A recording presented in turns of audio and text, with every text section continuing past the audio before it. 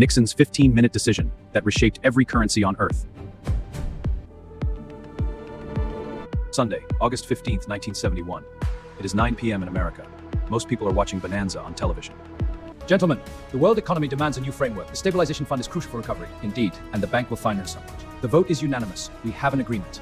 Part 2. Bretton Woods continuation. In the aftermath of war, world powers gathered to shape a new economic order. Their vision would define global finance for generations. You know this architecture. We built it together in Part 1.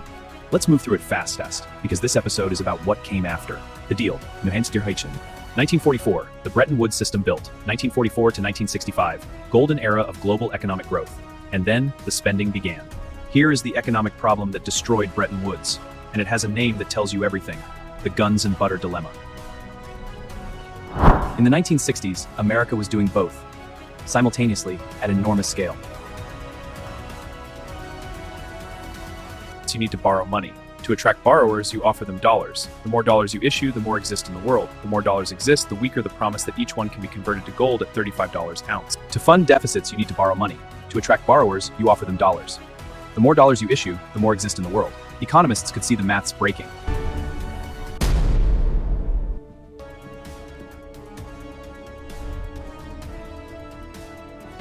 The path is clearer now.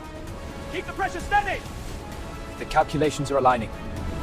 To the station, quickly! France began sending ships to convert dollars to gold. This was a double product was unfair. America taxed the world by printing dollars for its own deficits. France wanted the gold. In our Bretton Woods Part 1 documentary, we noted that France began sending ships to convert dollars to gold. It deserves more detail here, because France's action was a deliberate political strategy, not just a financial one. We must examine the historical and diplomatic context to fully understand its economic game. French President de Gaulle publicly declared that the dollar's exorbitant privilege, his exact phrase, now a standard term in economics, was unfair. Exorbitant du dollar est injuste.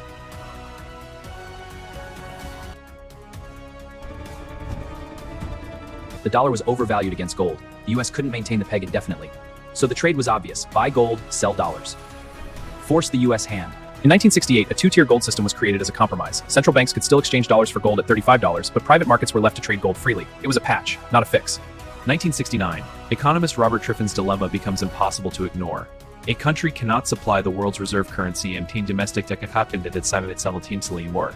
1969. Economist Robert Triffin's dilemma becomes impossible to ignore. Triffin. A country cannot supply the world's reserve currency, and US was trapped in a contradiction it had designed itself into in 1944. A country cannot supply the world's reserve currency and maintain domestic economic health simultaneously. In 1969, economist Robert Triffin's dilemma became impossible to ignore. Triffin stated that a country cannot supply the world's reserve currency and maintain domestic economic health simultaneously. A country cannot supply the world's reserve currency and maintain domestic economic health simultaneously. The US was trapped in a contradiction it designed itself into in 1944. By 1971, the US balance of payments deficit was running at a level that made the dollar-gold peg mathematically indefensible. By summer 1971, foreign claims on US gold exceeded actual US gold reserves. If everyone asked for their gold at once, America could not pay. The Bretton Woods system was, technically, insolvent. Everyone in power knew it. Nobody wanted to be first to say it publicly. We cannot sustain this.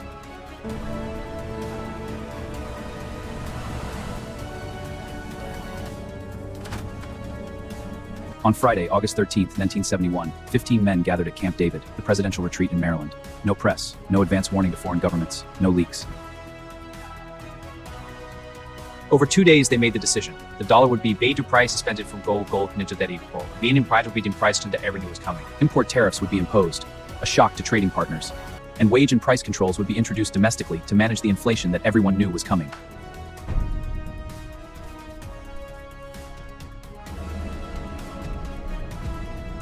The word temporary deserves a chapter of its own. It was used deliberately to signal that the suspension was a technical measure, not a fundamental change. In reality, the gold window never reannouncement. Temporary became permanent without any further formal announcement.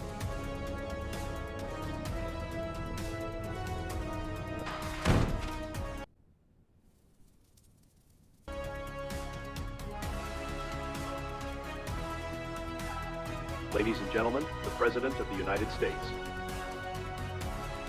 In 15 minutes of television, the president announced 3 things that would change the world your money lives in. First, the dollar would be immediately. First, the dollar would no longer be convertible to gold, for any country, for any amount, effective immediately.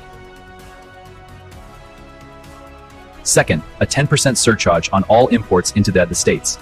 America's trading partners, who were not warned, woke up to a trade shock on a Monday morning. Third, a 90-day freeze on all wages and prices inside America. An attempt to control the inflation everyone knew the dollar's devaluation would trigger.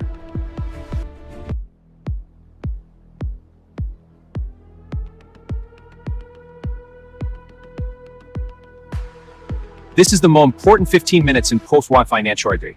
If this documentary is making that history feel real to you, start right in my takes you show. In the years following, the world reacted with shock, protests, and urgent diplomacy. On Monday morning, August 16, 1971, currency markets around the world opened and immediately didn't know what anything was worth. Japan closed its currency markets for a week, couldn't process the change. Germany allowed the mark to float. It rose immediately against the dollar.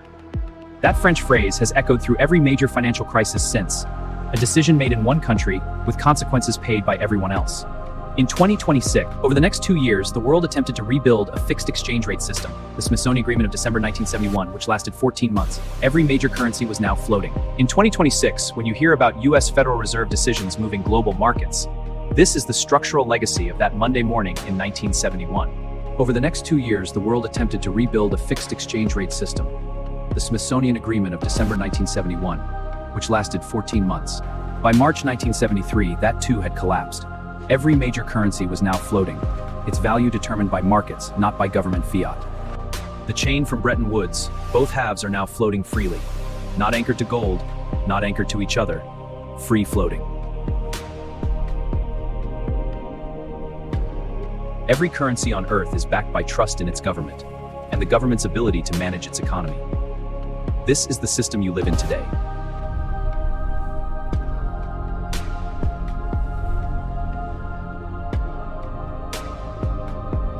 Most people have no idea that before 1973, fixed exchange rates were normal. Currencies moving against each other by 20% in a year was not fun. The floating currency system created several new realities. If you were a British company importing from America in 1968, you knew exactly what each dollar would cost you in pounds, because the rate was fixed.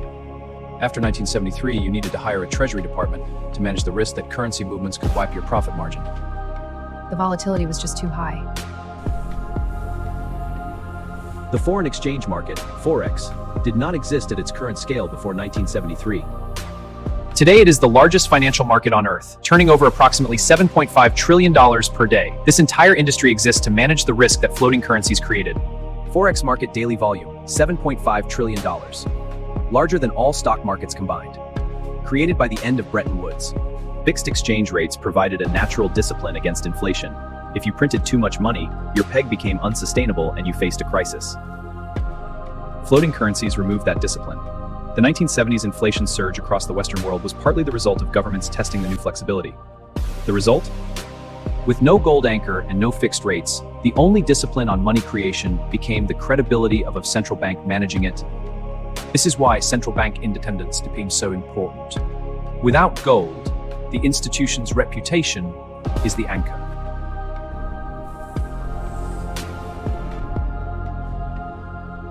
Here is the remarkable ending to the Bretton Woods collapse story, and almost nobody tells it this way. The gold standard is finished. We must ratify this new agreement. It didn't. The dollar's share of global reserves after 1971 actually increased in the short term, because even without gold backing, it remained the most credible currency in the world. The system that was supposed to end dollar dominance extended it.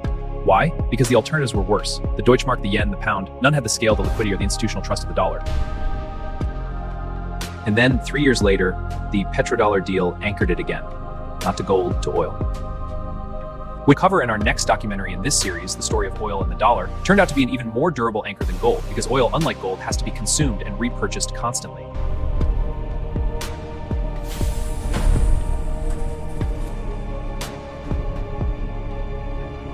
Down from 71% in 2001, but still the dominant reserve currency.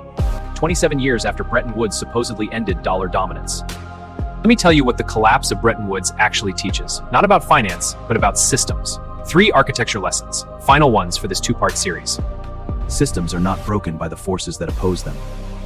They are broken by the contradictions built into them at the start. The word temporary in financial policy almost never means temporary. The 1971 gold window suspension was temporary. The system that replaces a collapsed system is almost never planned.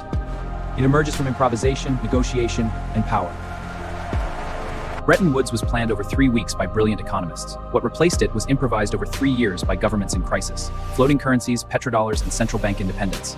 The architecture of the world you live in was largely improvised, which means it can be redesigned. Part 1 told you how the system was built. Part 2 told you how it broke. The next documentary in this series tells you what replaced it, and whether that replacement is now breaking too. Subscribe so you don't miss it. We must protect the dollar from speculators. In 1971, President Nixon ended the dollar's link to gold, changing money forever. How does this make you feel about the money in your pocket?